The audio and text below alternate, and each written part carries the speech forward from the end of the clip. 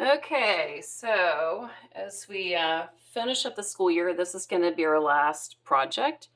And what we're going to be doing is hand printing. So today I'm going to talk about that, the materials that we're going to be using. And this is live, okay? I'm just going to be kind of working through this like you guys would as well. Thinking about materials, thinking about different layers. But first, just talk about the materials. So when I was looking for canvases, because I wanted a larger surface for, to work on, I really couldn't find anything in the back. They were kind of limited at the end of the year, right? But I found these great, big, wonderful cardboard pieces, which are great for surface areas, but not to paint on.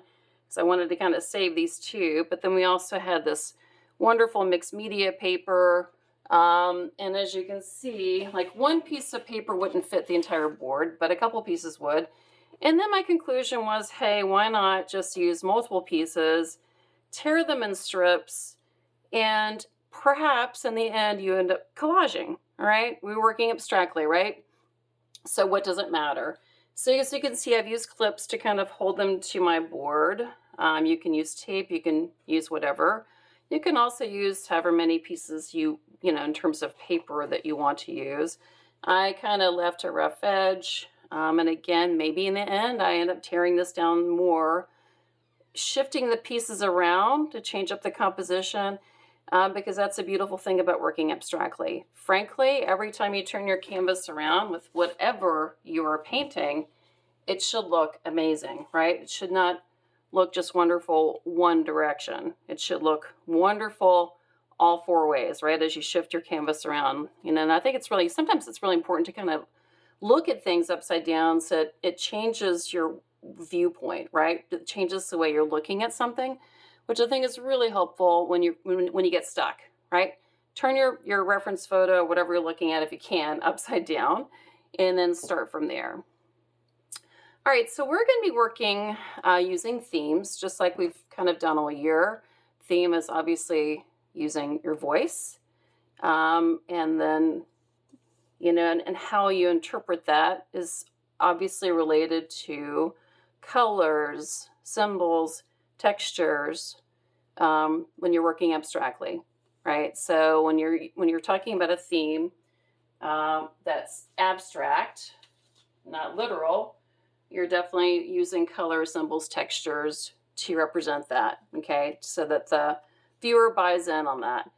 So the theme I'm working with is freedom, and I think this is an appropriate theme. We're coming into the end of the year, right? Everyone's thinking about getting out of school, and so that's going to be my theme. So we're going to be certainly working on layers. This is my base. And I'm thinking, well, with the theme freedom, what does that mean? What kind of colors would I be utilizing? Freedom sounds to me, in my head, I can imagine perhaps someone in prison breaking out through the bars.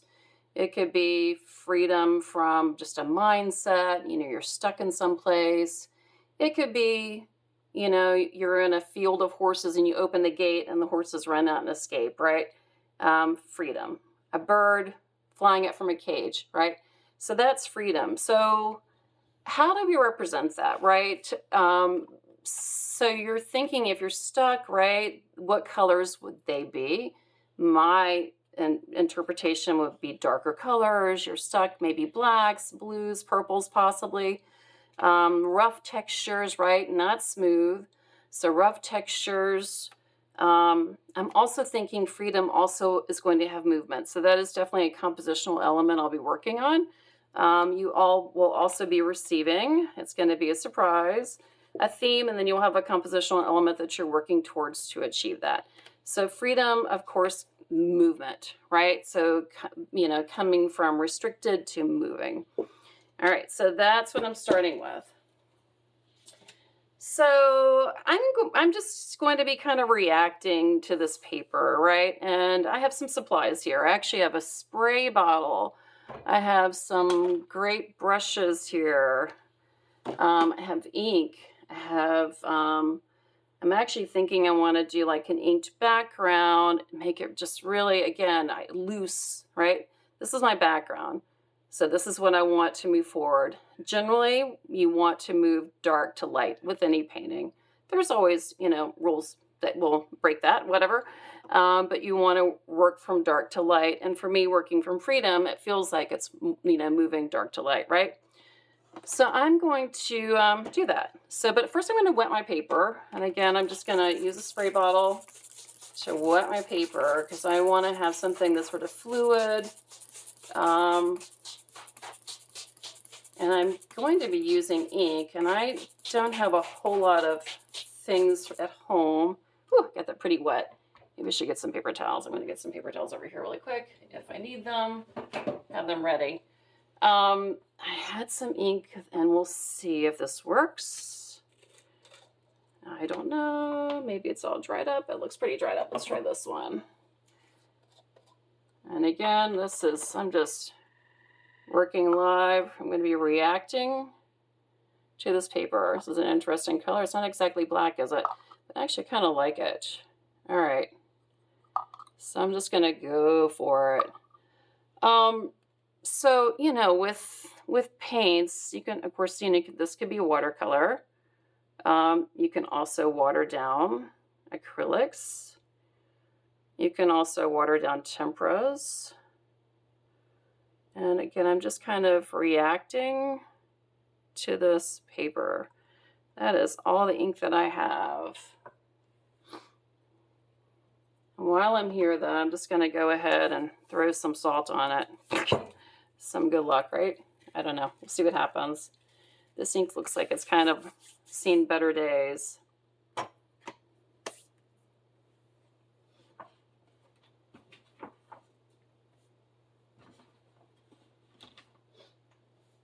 Thought I had some black tempera, but apparently I don't. All right, I'm going to put some purple in here as well. And again, I'm just going to, I kind of like the purple.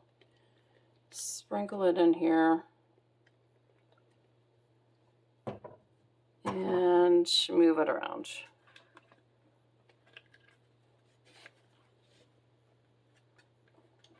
My paper is super wet. So this purple, what I really need is some black tempera because I really actually want to do the grays. But I don't know, this is kind of interesting. So I'm going to kind of go for it. Let's see if I had some gouaches, I could do that too. Oh, here's my die. Yay, it's on the side. All right, again, I'm going to just sprinkle it on there. I'm not caring too much about this, right? All right, now this is where the hand printing comes in, and I think I'm going to move forward with doing that. We're going to be using a material. This is actually used for printing as well, and it looks just like it's a piece of plastic, right? And you're going to be using this a lot, so hang on to it. It has a rough side, or actually more of a blurred side and then a shiny side. At this point, because all I want to do is actually move the paint around, I don't really care. All right, actually I think I'm going to use the shiny side because I may not be using the other side. You can also wash this. Ooh, that's really cool, isn't it? So I'm just going to do that. You can also take a brush or something and kind of move the back of your brush through it to make marks, right? You can see how that's working. And again, I have my paper is extending past my board. That is okay.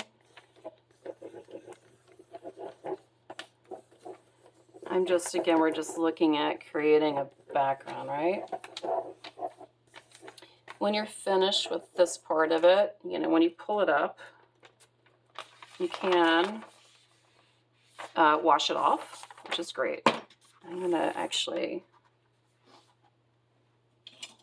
even get my brayer in here and just move it around. Oh yeah, that's really what I want to do.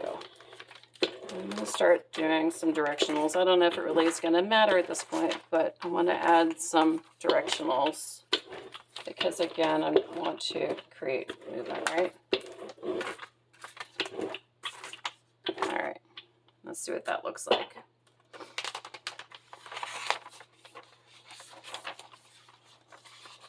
Now, don't forget, this is just your first layer, right? I have to go put this someplace where it's not going to cause a mess. So I'll be right back.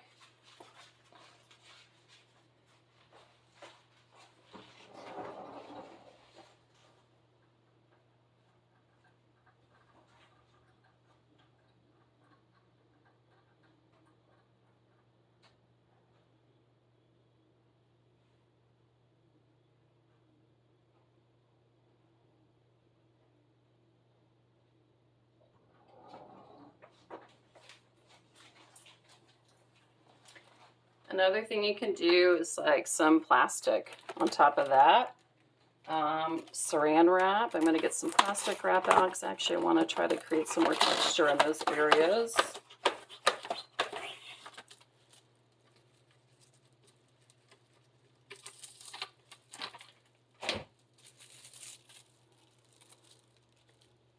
And again, I'm just going to kind of, I don't know, just kind of move it around. Maybe pull it up. Do a likey. Move the paper around. Again, this is hand printing, right? So we're just being very, oh, that's lovely. We're being very spontaneous.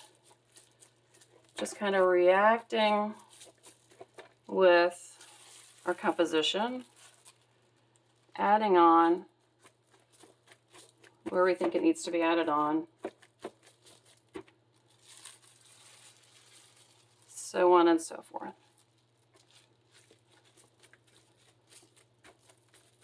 So again, this is just my base, right? I'm just building it up, thinking about the meaning, right? Don't have a direction at present. I'm just, have some ideas of where I want to go. But that's quite lovely.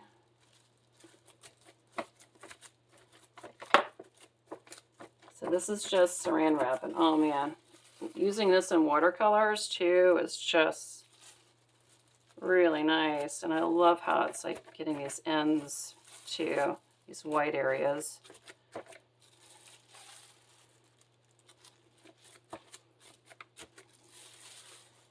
All right, I'm gonna stop right here.